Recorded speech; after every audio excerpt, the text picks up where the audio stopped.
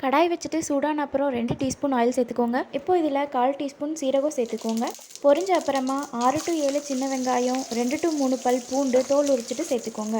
வதங்கின அப்புறமா 4 வரமிளகாய் சேர்த்துக்கோங்க. அப்புறம் கொஞ்சம் புளியும் சேர்த்துக்கோங்க. இது நல்லா வதங்கின அப்புறமா இதை தனியாக எடுத்து வச்சுக்கலாம்.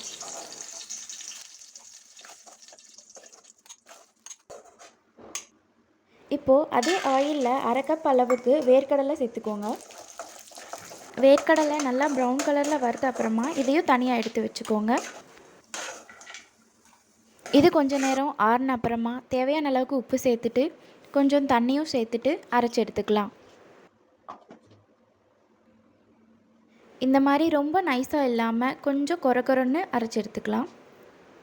இப்போது அதே கடாய் சூடு பண்ணிட்டு 1 ஸ்பூன் அளவுக்கு ஆயில் ஆட் பண்ணிவிட்டு கொஞ்சம் கடுகு உளுந்த பருப்பு சேர்த்து வறுத்துட்டு இந்த தாளிப்பை இந்த சட்னி கூட சேர்த்துக்கலாம். சூப்பரான சட்னி ரெடி ஆயிடுச்சு. இப்போது கல் நல்லா சூடு பண்ணிவிட்டு இந்த மாதிரி நார்மலான தோசை இல்லைனா உங்களுக்கு பிடிச்ச மாதிரி வெரைட்டி தோசை செஞ்சு இந்த சட்னி கூட சர்வ் பண்ணுங்கள். இது தோசைக்கு மட்டும் இல்லை, இட்லிக்கு கூட சூப்பராக இருக்கும்.